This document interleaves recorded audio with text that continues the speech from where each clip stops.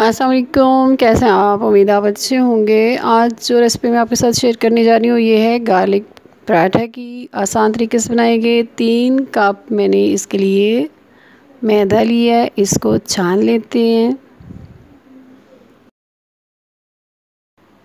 अच्छी तरह छान लेने के बाद इसमें डालेंगे 1 कप घी या ऑयल, 1 चम्मच गार्लिक पाउडर, आधा चम्मच बेकिंग सोडा और आधा चम्मच नमक, ये दोनों मिक्स थे, ये मैंने इसमें डाल दिए। अब इसको अच्छी तरह मिक्स कर लेते हैं एक दफ़ा, ताकि ये सारी चीज़ें एक दूसरे के साथ मिक्स हो जाएं। अब इसमें डालेंगे हस्बे ज़रूरत पानी। ये 1 कप पानी है मेरे पास, तकरीबन 1-1.5 कप पानी के साथ आप इसे अच्छी तरह गूँध के थोड़ा थोड़ा पानी डाल के इसकी डो को बना लीजिए। देखिए ये बहुत अच्छे तरीके से हो गया है, बिल्कुल खुश्क हाथ के साथ। अब इसको अच्छी तरह मैं गूंद लूँगी। ये बहुत सॉफ्ट है, नरम, आसानी से बन रहा है। ये आप जितना अच्छा इसको गूंदेंगे, जितना ज़्यादा गूंदेंगे, इतना ज़्यादा अच्छा आपका पराठा बनेगा।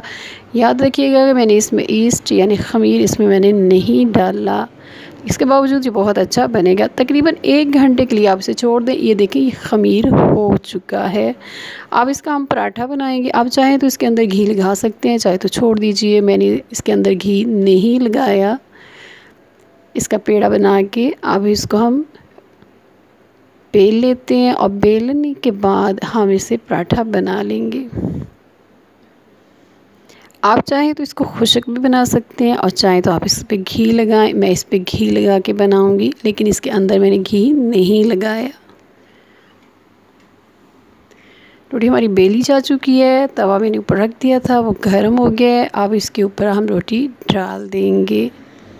जैसे कि मैंने पहले बताया कि मैं इस पे घी लगाऊंगी। हाथ के साथ थोड़ा सा इसको पंच कर दें ताकि ये फूले नहीं।